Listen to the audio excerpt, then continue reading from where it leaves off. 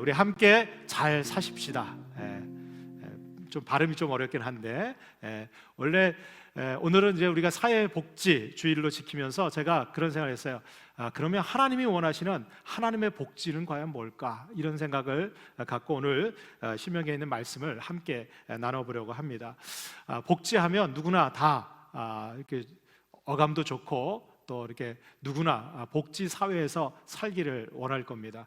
저도 어렸을 때 보면 국가에서 정책으로 세우는 첫 번째가 뭐냐, 사회복지국가 건설, 뭐 이런 얘기를 많이 들었어요. 그래서 어렸을 때 이 복지가 뭘까, 복지가 그 의구심을 가졌던 생각이 있는데, 요즘 최근에 우리 코로나19로 인해서 계속되는 이 재난 상황에 우리 온 국민들을 위한 재난지원금이 지급이 됐습니다. 1차, 2차에 걸쳐서 지금 지급이 되고 있는데, 근데 이 재난지원금이 지급되면서 많은 국민들이, 여러분들도 많이 들어보셨죠? 보편복지냐 아니면 선별복지냐. 그래서 어떤 정당이나 어떤 정권은 이 보편복지로 가야 된다. 이 보편복지라는 것은 누구나 국민들이라면 다, 그래서 뭐 무상복지라든가 이런 개념으로 누구나 다 동일하게 공평하게 복지 혜택을 받아야 된다라고 하는 정책이고요. 그 다음에 이제 선별복지는 아니다, 우리 가운데는 넉넉하고 여유롭고 그래도 삶이 괜찮은 사람들은 굳이 그렇게 이 재정이나 이 여건들을 나눠주기보다는 정말 꼭 필요한 어렵고 힘든 그런 사람들을 선별을 해서 그래서 복지 이 혜택을 주는 것이 더 효과적이고 좋다, 이렇게 이야기하는 그 선별복지가 있습니다. 뭐 보편복지나 선별복지나 다 좋은 거죠. 그리고 뭐 여건만 되고 한다면 모든 사람들에게 다 그냥 국가가 보장해주는 그런 무상복지나 이런 것들이 다 되면 좋겠지만, 여러분들 이 복지를 하는 데는 꼭 필요한 게 뭐예요? 재정이 필요하거든요. 그러니까 이 복지를 많이 하면 할수록 어떻게 해요? 국가 재무 상태는 굉장히 어려워지고 있습니다. 제가 보니까 국가 채무 비율이 급속도로 지금 높아지고 있고, 이 때문에 많은 사람들이 걱정하고, 결국 그 국가의 빚은 누가 갚습니까? 국민들이 세금으로 갚을 수밖에 없는 거예요. 그러니까 이게 정말 풍선 효과라고 그러죠. 복지를 많이 주자니 국민들의 세금 부담이나 빚이 더, 국가의 빚이 늘어나고, 또 복지를 안 하자니 세금이나 이런 걸 덜 걷기 위해서는 복지를 좀 줄여야 되고, 그러니까 이게 균형 맞추기가 쉽지가 않은 것 같아요. 근데 지난번에 이 재난지원금을 지급할 때 1차 지급할 때 그 사람들에게 물었어요. 보편복지가 좋으냐 선별복지가 좋으냐. 그래서 그 내용 가운데 모든 사람들에게 지급하는 것이 좋을까요? 아니면 선별 지급하는 게 좋을까요? 또 이 재난지원금을 한 번으로 지원하고 끝내는 게 좋을까요? 아니면 계속해서 좀 기회가 되면 여러 번 지급하는 게 좋을까요? 이렇게 물었을 때 4월 달에는요 이 모든 사람에게 지급해야 된다, 선별적으로 지급해야 된다, 이게 별 차이가 없었어요. 거의 이제 뭐 54%, 또 43%로 이게 비등했어요. 그런데 1차 지원금을 모든 국민들에게 이렇게 지급하고 나니까 이 생각들이 바뀌어지기 시작했어요. 받아보니까 좋다 이거예요. 그래서 어떻게 해요? 80%가 앞으로 지급할 때 모든 사람들에게 다 지급해 줬으면 좋겠다. 모두 다 어렵기 때문에 다 지급했으면 좋겠다라고 하는 의견이 80%로 올라가고, 오히려 선별적으로 지급하는 게 좋겠다 여겼던 사람들이 20%로 줄었어요. 또 추가적으로 지급하는 것에 대해서는 처음에는 58%는 또 지급했으면 좋겠다, 그리고 36%는 한 번만 지급하고 끝내자. 왜? 국가 재정이 어려워지고 이 채무가 더 올라가니까 한 번만 지급하자. 그러는데 1차 재난지원금이 끝나고 나서 조사를 해봤더니 70%가 또 지급해 줬으면 좋겠다. 도움이 됐다는 거죠. 그리고 그냥 또 이렇게 지급하는 거 반대하는 사람들이 이제 30%로 줄어들었습니다. 그래서 최근에 이제 2차 재난지원금은 좀 선별적으로 이렇게 지급하고 있는데, 이 내용들에 대해서 많은 사람들이 아직도 뭐가 더 좋다, 뭐가 더 효율적이다, 이렇게 얘기하는 의견들이 분분한 것이 사실입니다. 그렇다면 여러분들, 우리가 기독교인으로서 또 하나님의 자녀로서 하나님이 원하시는 복지 정책은 우리가 어떻게 이루어 가야 될까요? 제가 이 복지라고 하는 이 단어를 한자로 보다가 아주 큰 감동이 있었어요. 어떤 감동이 있었느냐? 국어 사전에 보니까 이 복지라고 하는 단어의 뜻이 이렇게 쓰여져 있어요. 행복한 삶. 여러분들 누구나 행복하게 살기를 원하잖아요. 그러니까 이 복지는 누구나 모든 사람들이 바라고 원하는 것이 복지 혜택이에요. 정말 복지가 잘 된 그런 나라, 그런 환경에서 살고 싶어 한다는 거죠. 그래서 이 복지가 잘 되면 행복하게 살 수 있는 사회 환경이 조성이 된다는 거예요. 그런데 여러분들 이 한자로 이 복지라고 하는 단어가 어떻게 쓰여져 있느냐? 복복자의 복지자예요.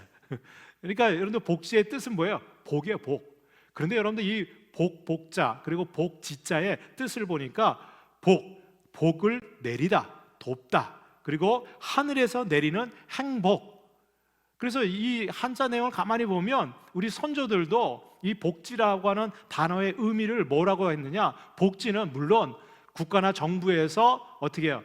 그 백성들을 위해서 내려주는 혜택, 이것이 이루어질 때 복지가 이루어진다, 이렇게 여겼던 것 같아요. 그러니까 여러분들 복지라고 하는 것이 개인적인 어떤 노력으로 얻어지는 것이 아니라 그 힘과 권력을 갖고 있는 그런 기관이나 단체가 어떻게 해요? 그 복을, 혜택을 내려줘야지만 그것을 받을 때 그 복지를 누릴 수 있다는 거예요.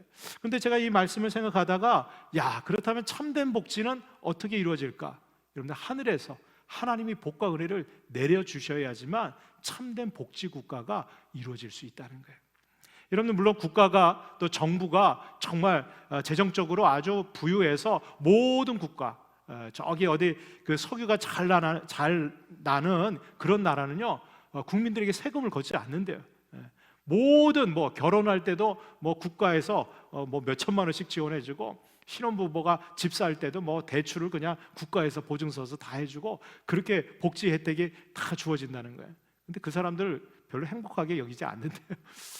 제가 예전에 그 홍콩에 우리 목사님들하고 여행을 갔다 마카오라고 하는 곳에 잠깐 들렸어요. 그 가보니까 별천지더라고요.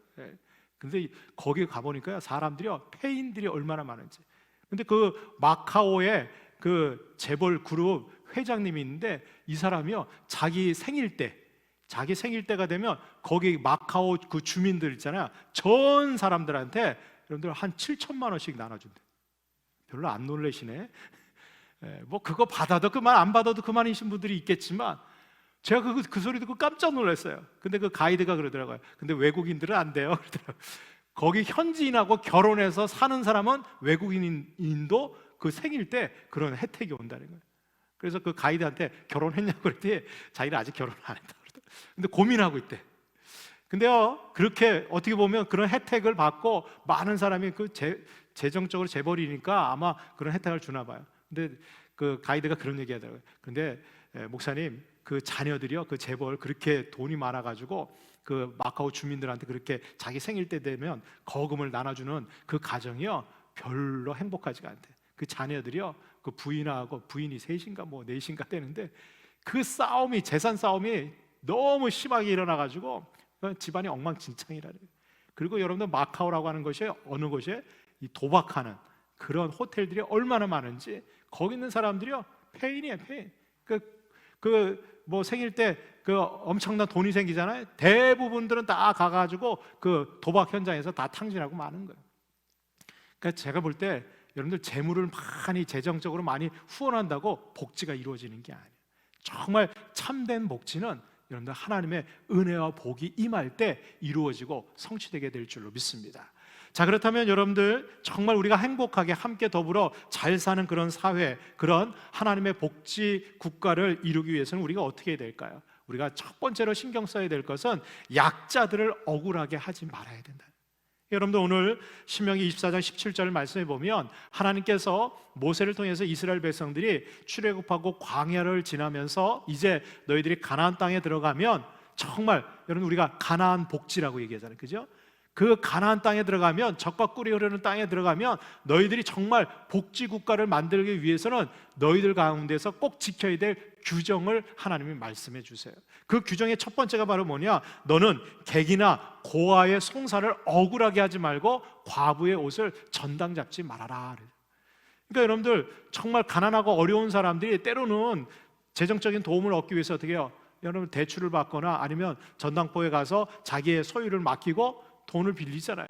그런데 그 돈을 빌려줄 때 절대로 과부라든가 고아라든가 객, 이 구약 성경에서 객과 고아와 과부는 약자들의 대표자들이에요. 이 사람들은요, 누군가의 도움이 없이는 스스로 살아갈 수 없는 사람. 그러니까 여러분들, 객은 누굽니까? 이방 나그네들이에요. 이 나그네들은요, 타지에 와서 누구 고향 친척 사람들이 아무도 없기 때문에 혈혈단신 혼자예요. 제가 예전에 그 안산에서 그 사역하고 목회할 때 거기 선부동이라고 하는 거 그쪽에 가보면요, 거기 외국인 노동자들이 약 5만 명이 들어와 있어요. 그러니까 거기는요, 가보면 무슨 차이나타운 그 간판도요 다 외국 나라 글씨로 다 돼 있고요, 음식도 다 외국 각종 나라 음식들이 거기 다 있어요. 그러니까 여러분들 해외 못 나가시는 분들 안산 대부도 그 저기 선부동에 가시면 온갖 나라 음식 다 맛볼 수가 있어요. 근데 거기 가 보면요, 이 다문화 가정들도 있고 이 외국인 노동자들이 있는데 거기 이주 선교 센터가 있거든요. 이제 그곳에서 이제 복음을 전하시면서 그분들의 애환을 이렇게 도와주시는 분들이 있어요. 근데 제가 가끔 이제 우리 청년들 데리고 거기 가서 봉사하고 이렇게 사역할 때 들어보면 너무 죄송합니다. 이 한국 그 기업주나 이 사장님들이요, 이 외국인들을 너무 억울하게, 특히 이 국내 법을 잘 모른다고 생각해가지고요, 그 임금을 착취한다던가 아니면 뭐 제대로 지급하지 않는다. 그러니까 이 사람들은 말도 제대로 안 되고, 그리고 어디 가서 하소연할 수도 없고, 또 외국인이다 보니까 우리나라 그 뭐 이렇게 사법이라 이런데 행정의 그런 혜택을 받기가 참 어려운 거예요.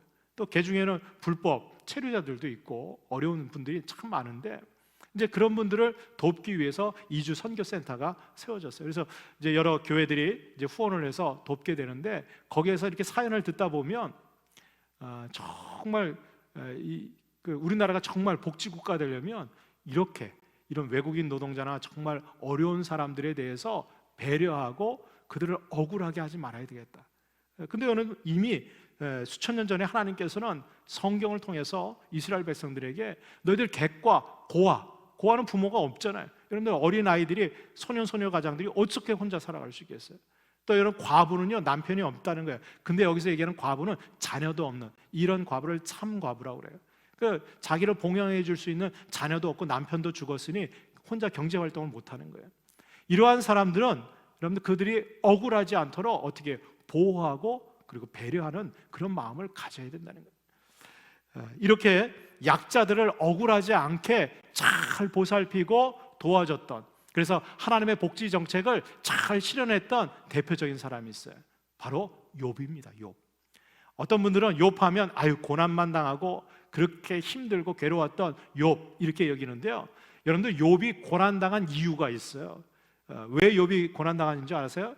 그 이유는요, 사단 마귀가 지구상에 있는 사람들 가만히 보니까 누가 제일 하나님을 잘 섬기느냐? 욥이 제일 잘 섬기는 거예요.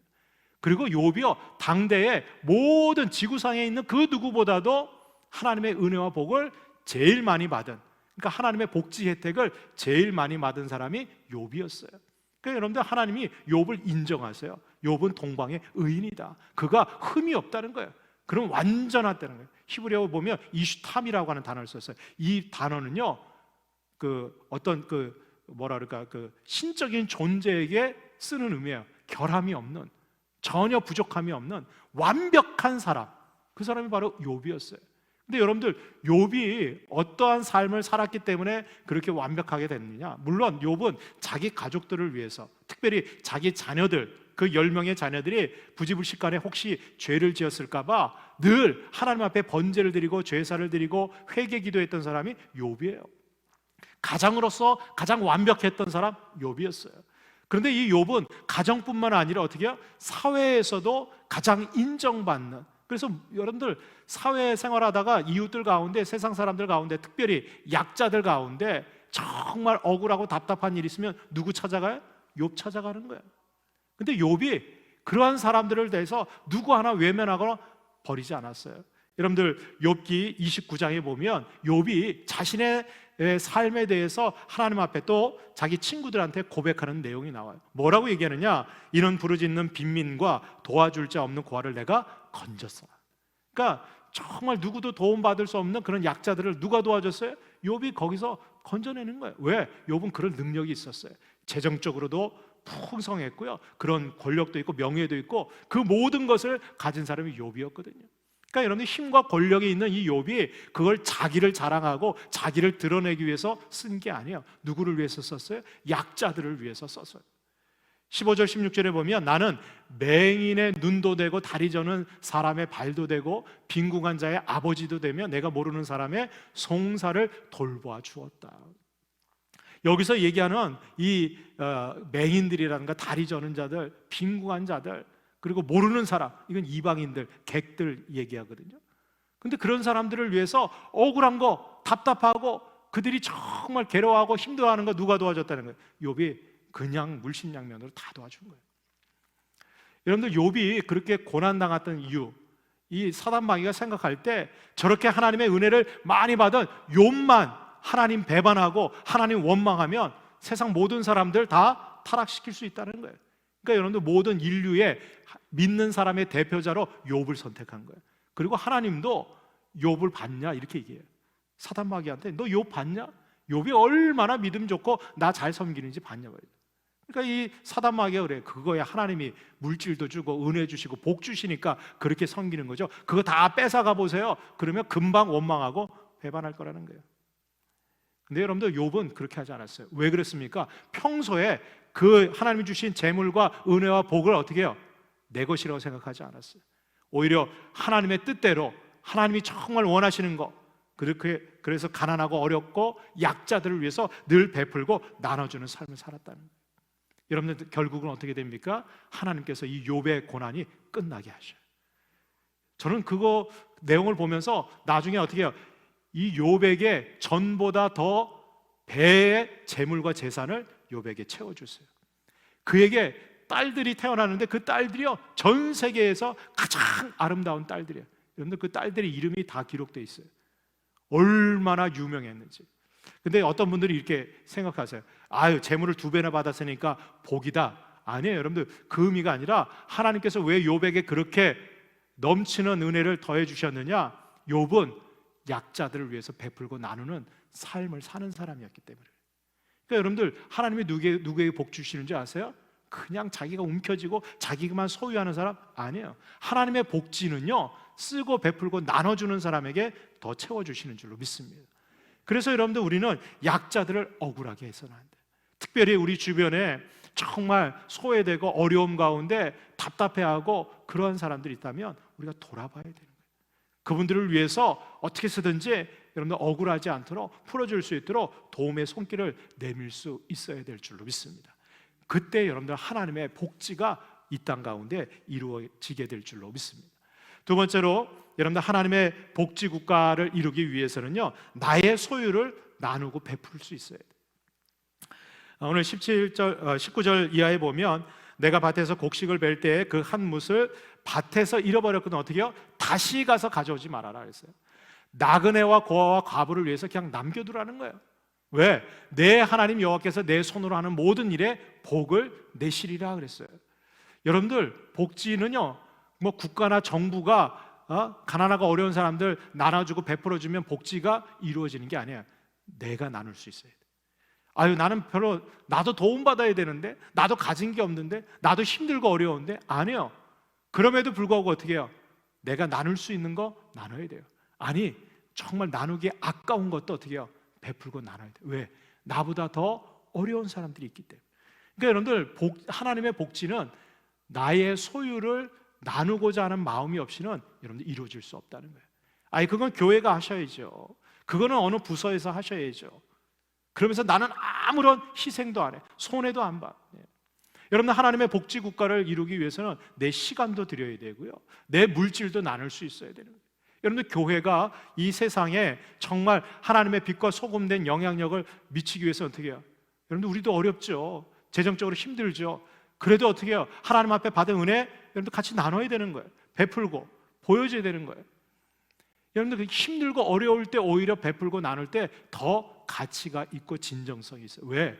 저는 하나님께서 그 마음, 그 생각 다 기억하시고 어떻게 해요? 하나님께서 내 손으로 하는 모든 일에 복을 내리시리라. 할렐루야. 여러분들, 내가 내 것을 베풀고 나누면 하나님께서 어떻게 해요? 하나님의 것으로, 더 좋은 것으로 나의 삶에 채워주신다는 거예요. 여러분들, 그 증거가 어디에 있습니까? 우리가 룻기를 보면 알 수 있어요. 여러분, 룻기 보면 이 나오미와 그 가족들이 기근이 드니까 예루살렘을 떠나서 저기 모압 땅으로 가가지고 거기서 어떻게 좀 살아볼까 했는데, 거기서 어떻게 해요? 남편도 죽고 두 아들도 죽고 남은 것은 3명의 과부만 남은 거예요. 시어머니 나오미부터 시작해서 2명의 자부가 다 과부가 됐어요. 3과부. 아이고 참. 그 어떻게 해요? 정말 소망이 없는 거예요. 그 이국 땅에서 뭐 하고 삽니까? 그러니까 나오미가 자부들한테, 야, 너희 고향으로 돌아가라, 친정으로 돌아가라. 그리고 자기는 예루살렘에 따라오는 거예요. 그때 누가 따라옵니까? 여러분들, 2번째 자부였던 이 룻이 쫓아오는 거예요. 어머니가 가시는 곳에 나도 가겠고, 어머니의 하나님이 나의 하나님이 되신다.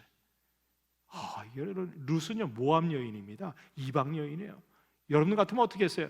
젊은 날에 청산가부가 돼서 여러분들 모르는 이국 땅에 시어머니하고 단둘이 쫓아갈 수 있겠어요? 가는 거예요. 여러분들, 이 룻은요 믿음의 고백을 하는 거예요. 이제는 내 친정이 아니라 내 시어머니, 그리고 그 시어머니가 섬기는 그 하나님 내가 믿고 따라간다는 거예요. 신앙을 바꾼 거야, 신앙을. 그래서 예루살렘에 와가지고 보니까 소문이 났어요. 야, 나오미, 야, 예전에 여기 예루살렘 떠날 때 유명했던 나오미. 왜냐하면 그 나오미 가정이요 그 예루살렘에서 이름이 있는 가정이었거든요. 근데 기근 났다고 떠난 거예요. 여러분들, 기근이 나고 어렵고 힘든다고요, 여러분들 축복의 장소에서 떠나면 잘 될 것 같죠? 아니야. 있어야 될 곳에 있어야 돼. 나오미가 다시 돌아왔어요. 누가 따라왔어요? 모압 여인 룻이 따라왔어요. 따라와서 보니 여러분들, 이 과부 둘이서 뭐 일을 할 수 있어요? 뭐 직장이 있어요? 삶이 터전이 있어요? 집이 있어요? 아무것도 없어요. 그럼 뭐 하느냐? 저기 추수하는 데 가가지고 떨어진 이삭 그냥 주워가지고 오는 거예요. 그래도 누가? 그래도 젊은 이 룻이 가가지고요, 시어머니 봉양하기 위해서 먹을거리라도 어떻게 좀 얻어볼까 하고 가서 이삭 줍게 하는 거예요. 그런데 그 땅의 주인이 누굽니까? 보아스였어요. 보아스는 예루살렘에서 아주 유력한 사람이었어요. 근데 이 보아스가 가만히 보니까 나오미 가정이 왔다는데 무슨 그 이방 모압 그 며느리를 데리고 왔다는 거예요. 가만히 보니까 그 며느리가 나와서 이삭을 죽게 하는데, 여러분들, 이 보아스가 거기서는 일꾼들에게 이렇게 명령합니다. 여러분들, 룻기 2장 15절 16절에 보면 이 보아스가 일하는 사람들에게, 룻이 이삭을 주우러 딱 일어나서 가니까 자기 일꾼들, 소년들에게, 야, 그에게 곡식단에서 반사해서 죽게 하고 책망하지 말아요. 원래는요 어떻게 해요? 추수를 싹 하고 나면 남아있는 것을 주워가야 되는데, 여러분들, 그 곡식단, 아직 추수하기 전에 그 곡식단 사이에 가서 그 사이에 떨어져 있는 거, 아무래도 여러분들 이제 추수해서 걷어갈 때 어떻게 해요? 떨어진 것도 그 일꾼들이 다 챙겨서 가거든요. 그런데 이제 곡식단 걷어가기 전에 그 사이에 그래도 많이 떨어져 있으니까 이렇게 막 줍다가 보면 자기도 모르는 사이에 거기에 곡식단 안에 들어가서 줍는 경우가 있거든요. 이제 그런 경우에 보아스가 어떻게 해요? 책망하지 말고 그냥 용인해 주라는 거야. 내버려 두라는 거야. 그리고 어떻게 해요? 곡식 다발에서 오히려 조금씩 뽑아가지고 어떻게 해요? 그에게 줍게 하고 내버려 두라는 거예요. 꾸짖지 말라는 거예요. 여러분들, 이 곡식단의 소유자는 누굽니까? 보아스 아니겠어요? 여러분들, 주인이기 때문에 추수할 때, 저도 어렸을 때 저희 할아버님이 이렇게 가을에 추수할 때 가보면 그냥 어떻게 낯가리 하나 떨어질까 봐 말이죠, 그거 다 주스라고. 거기에 말이죠, 그 벼의 그 끝에 그 벽시들이 이렇게 쭉 달려 있잖아요. 그 하나하나, 아이고. 그래, 여러분들, 그걸 얼마나 아끼시는지. 저희 할아버님이 뭐라 그러냐, 쌀 밑자. 쌀 밑자가 어떻게 해요? 십자, 열 십자에다가 위에 점 2개 있고 밑에 점 있잖아요.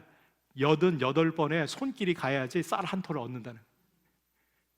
그래가지고 밥 먹다가 밥알 하나 남기잖아요. 주걱을 들어서 때리셔서. 이게 얼마나 소중한 건데 이거를 남기냐고 말이죠. 그러니까 여러분들 추수할 때 하나도 그거 떨어뜨리고 남기지 않으려고 다 주워가요. 근데 여러분들, 보아스는 어떻게 합니까?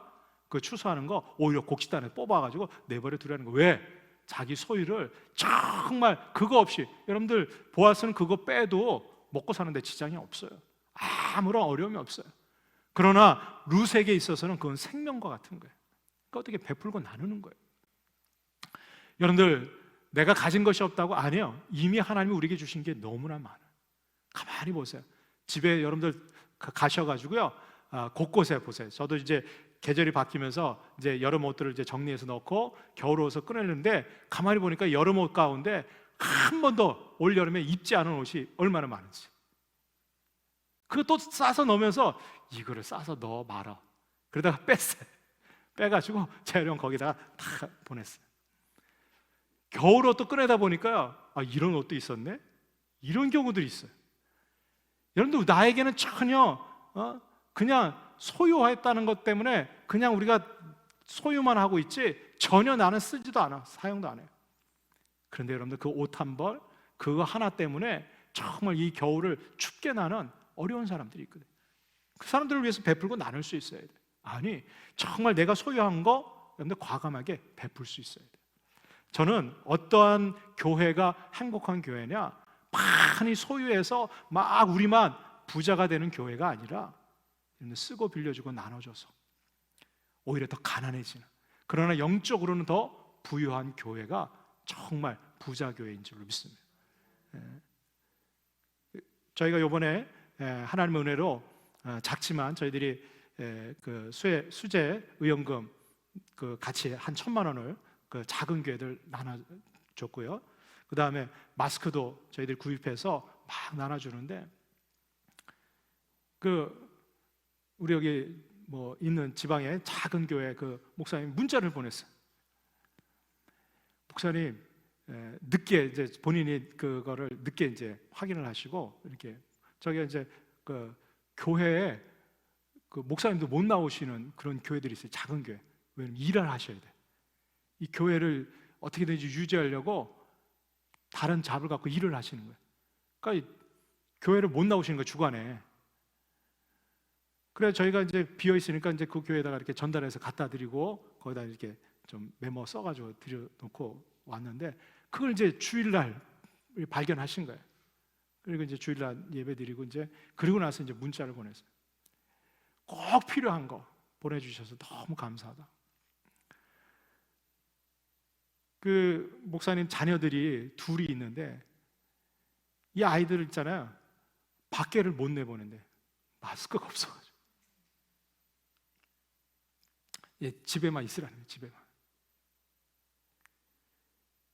근데 여러분들, 우리한테는 뭐 물론 우리도 그렇게 여유롭지는 않지만 그분들한테는 그게요, 생명과 같은 거예요. 애들이 너무 좋대.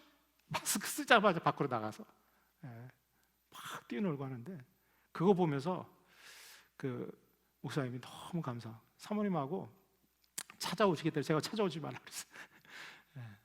그건 우리가 하나님 앞에 받은 은혜이기 때문에 같이 나눈 거기 때문에 절대로 그냥 열심히 목회하시라고 이제 얘기 나눴는데, 여러분들 작은 거지만 우리 것, 내 것을 나눌 수 있어야 돼. 물질적인 것뿐만 아니라 시간도 나눠야 돼. 시간도.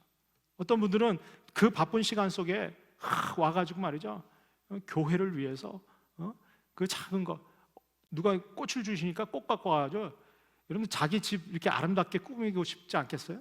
근데 교회 와서 교회를 어떻게든지 아름답게 꾸미려고 그거를 본인 혼자서 그냥 끙끙 매면서 하셔요. 지난 주간에 어떤 목사님들 몇 분이 이렇게 오셨는데, 여기 무슨 꽃밭이냐고 화단을 보시니 너무 이뻐하시더라고요. 사진을 막 찍어 가셨어요. 여러분들, 하나님의 복지 국가를 이루기 위해서 나의 소유를 우리가 기쁨으로 나누고 베풀 수 있는 저와 여러분들 되기를 주님의 이름으로 축복합니다.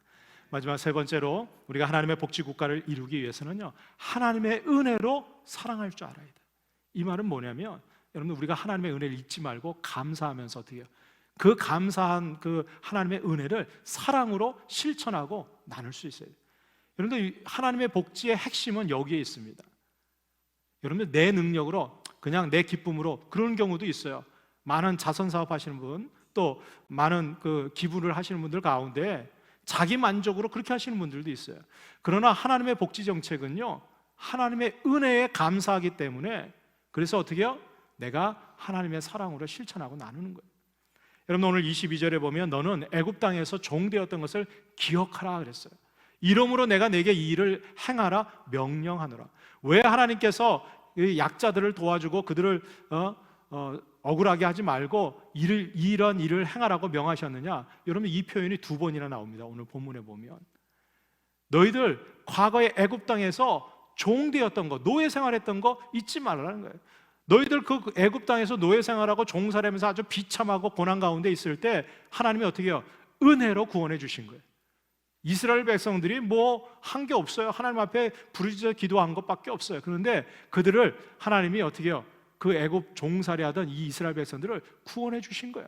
그리고 자유인이 되게 하셨고 그 이스라엘 백성들을 위해서 가나안 복지, 이 가나안 땅을 하나님이 이스라엘 백성들에게 허락해 주신 거예요. 이거는 하나님의 전적인 은혜예요. 그래서 하나님께서 이스라엘 백성들에게 이야기하는 거예요. 너희들이 잘나서 너희들이 뭐 그런 권세나 능력 엄밀하게 해서 여러분 우리 소유가 아니에요. 내가 지금 누리고 있는 거 여러분 하나님이 다 허락하신 것이지, 하나님의 은혜지 내 소유가 아니라는 거예요. 근데 많은 사람들이 이거 내 건데 왜 이걸 갖다가 자꾸 나누라고 하냐 말이죠. 아니요, 이 모든 것은 하나님의 은혜로 나에게 주신 거예요. 그러므로 진정한 소유자는 하나님이세요. 우리는 청지기의 사명을 받은 거예요. 그래서 여러분들 하나님의 은혜를 기억하고 감사하는 사람은 베풀고 나누고 도와주는데 아깝지 않은 거예요. 왜? 내 거 아닌데. 여러분 하나님 거 내가 생색내고 내가 나눠줄 수 있는데, 여러분들 하나님 앞에 우리가 받은 은혜가 하나님이 주신 축복이니까 여러분들 아깝지 않은 거예요. 근데 이걸 내 거라고 생각하면 그때부터 아까운 거예요. 그 이스라엘 백성들에게 얘기하는 거예요. 너희들 종되었던 거, 종은 소유가 없는 사람이 종이에요. 노예는 여러분 그 주인 거예요. 다 아무리 종이나 노예가 내 거라고 소유했지만 그것은 어떻게 해요? 주인 거예요. 주인 거. 그 하나님의 은혜를 잊지 말고 어떻게 해요? 우리도 베풀고 나누라는 거예요. 여러분 하나님께서 그렇게 우리에게 은혜를 베풀어 주셨어요. 생각해 보세요. 여러분들 이 애굽에서 종되었던 이 노예되었던 이스라엘 백성들을 하나님의 전적인 은혜로 구원해 주셨죠. 여러분들 죄악 가운데 사단 마귀의 종으로 있었던 저와 여러분들을 하나님께서 어떻게 구원해 주셨어요? 독생자 예수 그리스도를 그냥 은혜로 보내주신 거예요.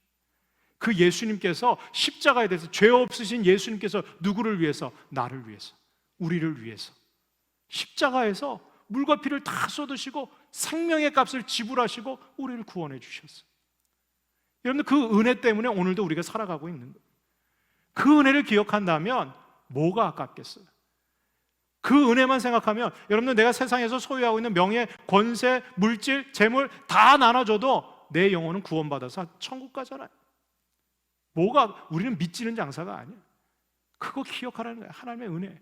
하나님의 은혜를 기억하지 못하니까 뭐 이것도 아깝고 저것도 아깝고 불평불만이 생기는 거예요. 여러분들 내가 조금 더 소유하고 있는 거 하나님이 내가 사는 동안 그냥 관리하라고 맡겨두신 거예요. 제가 예언합니다. 죽을 때 싸가지고 가는 사람 하나도 없어요. 그거 못 가져가요. 그러면 어떻게 해요? 있는 동안 하나님의 은혜에 감사해서 베풀고 나누고 쓰고 가는 사람이 지혜로운 사람이지. 그렇잖아요? 그걸 그냥 유산으로 자녀들에게 물려주는 거 어리석은 사람이에요. 자녀의 인생도 망칠 뿐 아니라 여러분들 하나님 앞에 받은 은혜와 복, 여러분들 하나님 앞에 내가 이런 은혜와 복을 엄청나게 받았다면 그거 하나님 위해서 어떻게 해요? 베풀고 나누고 쓰면 우리 자녀에게는요, 그 자녀에게 예비하신 복이 따로 있어요. 하나님의 은혜가 임하는 거예요. 여러분 내가 물려주는 게 아니라 하나님이 은혜 주시는 게 더 복된 인생이죠. 저는 그렇게 생각해요. 우리 교회가 잘 되고 부흥하는 거, 여러분들 하나님이 우리에게 주신 은혜, 근데 우리가 이 시대에 쌓아두는 것이 아니라 어떻게 베풀고 나눠주면, 교회는요 자꾸 쌓아두면요 문제가 생겨요. 은혜도 여러분들 내가 받아서 은혜만 내가 자꾸 쌓아두잖아요. 문제가 생겨요. 은혜는 베풀고 나눠야 돼요. 계속 사랑을 나눠야 되는 거예요. 여러분들 요한일서 4장 10절로 11절에 보면 사랑은 여기 있으니 우리가 하나님을 사랑한 것이 아니요 하나님이 우리를 사랑하사 우리 죄를 속하기 위하여 화목제물로 그 아들을 보내셨습니다. 여러분들 무상복제, 이게 하나님 그냥 독생자 예수 그리스도를 보내주신 거예요. 그냥 우리를 구원하기 위해서. 사랑하는 자들아 하나님이 이같이 우리를 사랑하셨은즉 우리도 서로 사랑하는 것이 마땅하도다 그랬어요. 하나님의 은혜에 감사하는 그 마음으로 하나님의 사랑으로 사랑하는 거예요. 그러니까 여러분들 최고의 복지는 뭐냐? 최고의 은혜와 하나님의 은혜에 감사하는 사랑이 뭔지 아세요? 다른 거 없어요. 물론 필요한 재물이 필요한 사람들, 우리 국가에서 하는 복지의 핵심은 재정에 있습니다. 재정, 그죠? 재정 복지에 거기에 모든 것이 달려 있어요. 그러나 하나님이 정말 원하시는 그 복지의 가장 핵심 뭐냐? 영혼 복지, 영혼 복지, 영혼을 구원하는 거예요. 최고의 선물이 뭐고 최고의 복지가 뭐냐? 근데 그 죽어 있는 그 영혼을 구원하는 거예요. 그들에게 내가 나눠줄 재물이 없어도 뭐 내 소유가 별로 없어도 그 사람에게 내가 만난 예수 그리스도, 하나님의 은혜, 그 사랑을 전하고 나눌 수 있으면 그게 여러분들 하나님이 최고로 좋아하는 복지예요. 어디에 하나님 나라가 이루어집니까? 하나님의 백성들, 구원받은 백성들이 생겨나면 거기가 하나님 나라가 되는 거예요. 오늘 새벽에 새벽기도가 마치고 우리 장로님이 목사님 여기 지금 중리시장 거기 앞에 아파트 단지가 새로 이제 다 지어졌는데 9월부터 지금 그 입주가 시작이 됐다는 거예요. 제가 지난번에 추석 연휴 때 그 중리시장을 가보니까 사람들이 어마어마하게 거기 모여 있더라고요. 왜 이렇게 사람이 많은가 했더니 거기 이제 그 아파트 단지하고 그 주변에 있는 사람들이요 막 몰려들기 시작했어요. 그 보니까 그 이미 그 아파트 단지에 여러 교회들이 와가지고요 막 이제 전도하기 시작하네요. 그래서 안 되겠다, 이번 주부터 해야 되겠다, 이번 주부터. 그래서 이번 주부터 매일 2시에 저희들이 몇 분이 나오든 우리 사역자들하고 거기 가서 전도하려고 그래요. 아파트 단지에 가서 그 중리동. 왜냐? 우리가 전도할 때 그 전도지하고 마스크 지금 포장된 거 갖고 저희들이 거기서 나누고 전도하려고 그러는데, 물론 그들에게 필요한 것들 우리가 여러 가지 제공하는 것도 귀한 복지지만 그 영혼을 구원하는 것, 여러분 이것이 하나님이 가장 기뻐하는 복지 정책인 줄로 믿습니다. 오늘도 이 나라 이 땅 가운데 하나님 나라가 이루어지는 그런 복지가 저와 여러분들의 삶을 통해서 나타날 수 있기를 주님의 이름으로 축원합니다. 기도하겠습니다.